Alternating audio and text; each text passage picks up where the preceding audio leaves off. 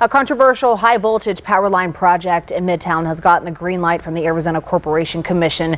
Now, for years, the project has faced pushback from many residents in the area's historic neighborhoods. Our News for Tucson's investigative reporter, Chorus Nylander, is live from the historic Sam Hughes neighborhood with more on the impact out there. Chorus. Well, Monica, this is one of Tucson's most historic neighborhoods. This is going to be right caught in the middle of this power line project. For years, many of the residents here have been fighting to try and get these new power lines put underground, but Tucson Electric Power is very adamant about keeping the lines above ground. This latest decision from the Arizona Corporation Commission, now one less roadblock for them, but there are still a few obstacles. With a unanimous vote Thursday, the Arizona Corporation Commission granted Tucson Electric Power a certificate of environmental compatibility, bringing them one step closer to start installing up to 130-foot tall high-voltage lines across Midtown in and around some historic neighborhoods like Sam Hughes. These TEP renderings show visually what things could look like. This approval allows us to move forward with a project that is long overdue and is really going to help us maintain reliability at a level our customers have come to expect throughout the city.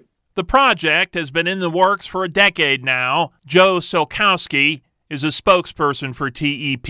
He says now the finish line is in view. It is our hope to get this built and in service by the summer of 2027. The project is not without controversy. For years, some residents have fought it, many wanting to see the lines put underground. My understanding is that underground lines are just as viable and kind of can maintain the historic charm of this neighborhood and also kind of the beauty of nature in this area. So it's really disappointing to see TEP proceeding with the overhead lines. TEP says it's much cheaper to go with overhead lines, and to endure such an expense would be passed over to customers. As part of this project, they plan to, over time, take lower voltage lines in the area and place those underground. We really believe that the impact of this project over time is going to be very positive for the way this community looks, and it's definitely going to be positive in terms of its electric reliability.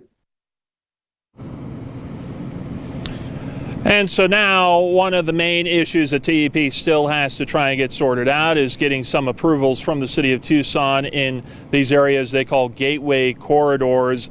I'll have more on that and how they're sorting that issue out coming up tonight at 5 o'clock.